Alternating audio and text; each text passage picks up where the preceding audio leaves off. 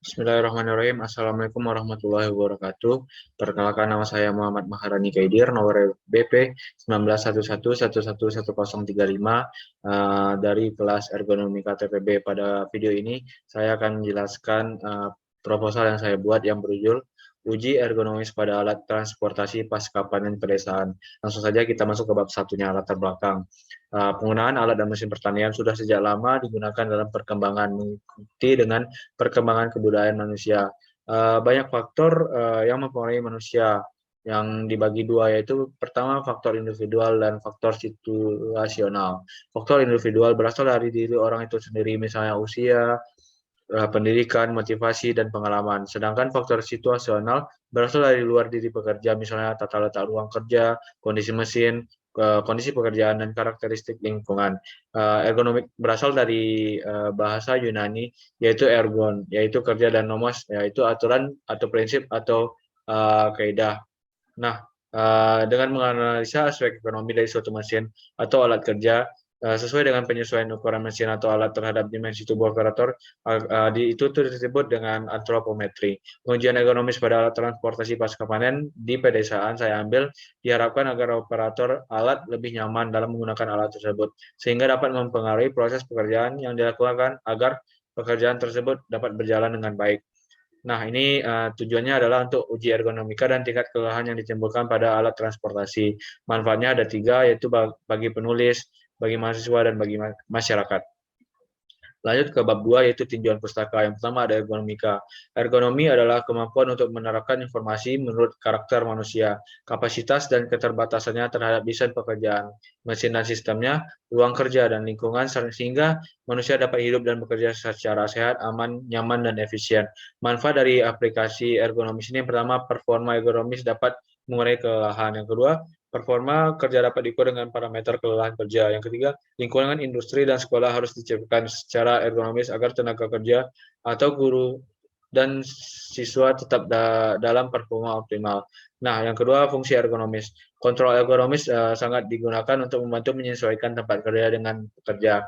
Ada beberapa penyebabkan langkah dalam menempuh perbaikan penerapan ekonomi di tempat kerja untuk mengurangi faktor risiko yang dapat dilakukan melalui jalur kontrol seperti komunikasi, pengendalian manajemen, faktor desain ergonomis, pelatihan, dan pendidikan, serta ditulis dalam program ergonomik. Nah, lanjut kedua, yaitu kapasitas kerja. Secara umum, kemampuan, kebolehan, dan keterbatasan manusia ditentukan oleh berbagai faktor, yaitu umur, jenis kelamin, ras, antropometri, status kesehatan, gizi, kesehatan jasmani, pendidikan, keterampilan, budaya, tingkah laku, kebiasaan, dan kemampuan beradaptasi. Kita masuk ke antropometri terbagi dua, yaitu pertama antropometri statis yang diambil secara linear atau lurus dan dilakukan pada permukaan tubuh. Sedangkan yang kedua antropometri dinamis. Nah, ini diukur pada berbagai posisi tubuh yang sedang bergerak sehingga lebih kompleks dan lebih sulit diukur. Beberapa pengolahan data yang digunakan pada proposal yang saya buat, yang pertama ada kecukupan data dengan rumus N sama dengan buka kurawal K per S akar dalam kurung N sigma X kuadrat dikurang sigma X kuadrat per X sigma X tutup kurawal dikuadratkan. Nah, ini dapat dilihat keterangannya. Dan yang kedua ada normalitas data. Kita dapat menggunakan aplikasi SPSS untuk jangkauan tangan dan kaki atau pinggul. Yang ketiga keseragaman data, yaitu batas kontrol atas dan batas kontrol bawah dengan rumus tau sama dengan buka perawal sigma dalam kurung rata-rata X dikurang XI kuadrat tutup kurung per N kurang 1 tutup perawal.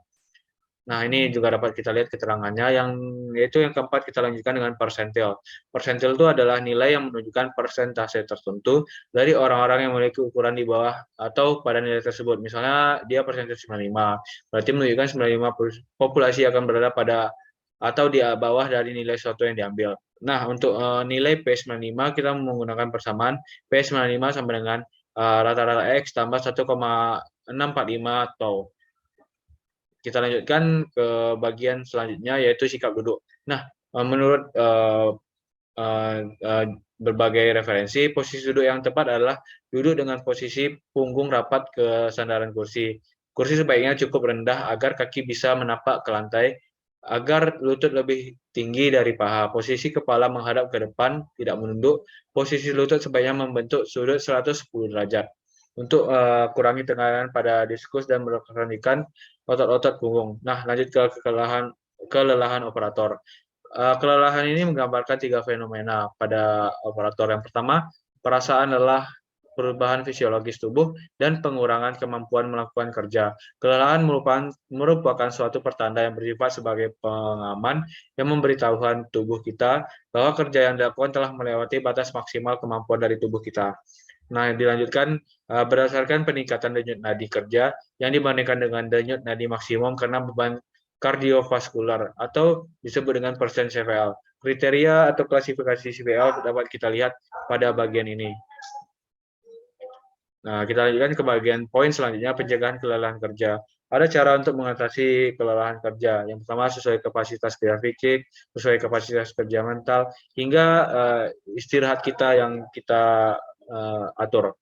Nah, lanjut ke bab 3, waktu dan tempat pada bulan Mei sampai bulan Juli di lab bengkel Fakultas Pertanian. Fakultas Teknologi Pertanian. Alat dan bahannya menggunakan meteran, alat tulis, kamera, pulse oximeter rate, dan bahan yang digunakan adalah operator. Metodologinya kita menggunakan eksperimental di mana segala referensi yang dibutuhkan dalam proses pengujian ergonomik alat ini bertujuan untuk mempermudah berjalannya penelitian ini. Diukur dan diambil dari data antropometri yang dibutuhkan, dilakukan pengujian data berupa uji kecukupan data, uji normalitas, dan uji keseragaman data yang dilakukan dengan pengaplikasian program SPSS dan Microsoft Excel. Prosedur penelitiannya ada beberapa tahap hingga 12 tahap. Yang pertama, mengambil data, menyediakan alat, mempersiapkan operator, mengukur setiap dimensi, panjang jangkauan, jarak tapak tangan dengan pinggul, mengambil data dimensi tubuh, menguji kecukupan dan menggunakan persamaan satu, menguji kenormalan data dengan ASPSS, menguji keseragaman dan menggunakan Microsoft Excel, dengan mencari BKA dan BKB, mengambil data persentil dari data antropometri menggunakan persamaan 5, mengevaluasi kesesuaian dimensi alat dengan dimensi tubuh agar sesuai dengan persentil yang telah diketahui. Nah, kita lanjutkan ke parameter penelitiannya ada 3, yaitu yang pertama jangkauan tangan operator ke roda kemudi, kedua tinggi rangka bawah, yang ketiga kelelahan operator. Masuk ke bab 4 yaitu hasil dan pembahasan. Nah, hasil dan pembahasan ini dapat kita lihat pada masing-masing tabel. Yang pertama itu tabel hasil uji kecukupan data. Dapat kita lihat dengan jarak tangan dan KP ya, yaitu kaki pinggul. N-nya lebih besar dari N aksen yang menyatakan bahwa untuk masing-masing data dari JT dan KP sesuai dengan yang diperoleh sudah cukup. Yang kedua, dari hasil uji keseragaman data dapat dilihat pada tabel 3 tersebut bahwa nilai maksimum dari masing-masing JT dan KP tidak ada yang melebihi BKA. Begitu juga dengan nilai minimum dari JT dan KP tidak ada yang kurang dari BKB, sehingga data dimensi dari JT dan KP dapat dikatakan seragam. Lalu ke tabel selanjutnya yaitu uji kenormalan data. Pada tabel 4 dapat kita lihat nilai signifikansi dari data lebih besar dari 0,05, maka data tersebut dapat terdistribusi dengan normal atau layak digunakan sebagai data dari penelitian. Lanjutkan ke jangkauan tangan operator ke roda kemudi. Diketahui bahwa pada persentase 95, ukuran jangkauan tangan operator adalah 102,11 cm, yang berarti bahwa 95% populasi akan berada pada atau di bawah 102,11 cm. Nah, untuk ukuran tinggi rangka bawah, berdasarkan dari hasil pengujian yang dilakukan, diketahui bahwa pada persentase 95, ukuran pinggul telapak kaki adalah 95,080 cm. Hasil perbandingan antara dimensi kaki pinggul dengan tinggi rangka bawah menunjukkan bahwa ukuran tinggi rangka bawah saat ini sudah ergonomis. Nah, kita lanjutkan ke posisi operator. Berdasarkan pengamatan penelitian, ada 3 posisi untuk operator. Yang pertama, posisi pertama, posisi kedua, dan posisi ketiga. Untuk tingkat kelelahan dari operator dapat kita lihat pada tabel 5, yaitu persentase jumlah operator berdasarkan posisi dan tingkat kelelahannya. Dapat kita lihat pada posisi 1, posisi 2, dan posisi 3. Pada poin variabel tidak dari kelelahan, dia semakin kecil, sedangkan perlu perbaikan itu ada sebesar berbanding terbalik dengan tidak terjadi kesalahan. Nah, untuk pengaruh dimensi tubuh terhadap tingkat kelelahan, kita dapat melihat tabel 6, yaitu persentase jumlah operator berdasarkan posisi dan tingkat kelelahan terhadap dimensi tubuh operator. Dapat kita lihat ini ada jarak tangan dan juga kaki pinggul. Dengan tingkat kelelahan persen CPL. Dapat kita lihat pada 1, 2, 3, dan 4. Nah, untuk kesimpulan dan saran dari proposal ini, yang pertama adalah berdasarkan antropometri terhadap ukuran jangkauan tangan operator, maka ukuran panjang rangka kabin operator sebesar 91,5 cm sudah ergonomis pada persentase 95. Yang kedua, berdasarkan antropometri terhadap ukuran jarak antar kaki atau pinggul, maka ukuran tinggi rangka kabin operator sebesar 119 cm sudah ergonomis pada persentase 95. Yang ketiga, tingkat kelelahan pada operator ketika mengoperasikan alat berbeda-beda untuk setiap posisi, di mana posisi pertama persen terbesar dari data didapatkan 46,3 sampai yang terkecil 5,5%, untuk yang kedua 50,9%, untuk ketiga 57,4%. Nah, untuk saran yang didapatkan, yang pertama, diharapkan operator yang akan mengoperasikan alat transportasi pasca panen pada saat ini memiliki kondisi fisik yang baik agar mencegah terjadinya kelelahan yang sangat berat.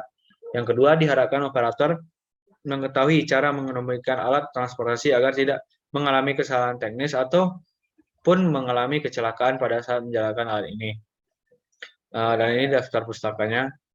Sekian mungkin dari video singkat mengenai review proposal yang saya buat. Jikalau ada kekurangan, mohon dimaafkan. Assalamualaikum warahmatullahi wabarakatuh.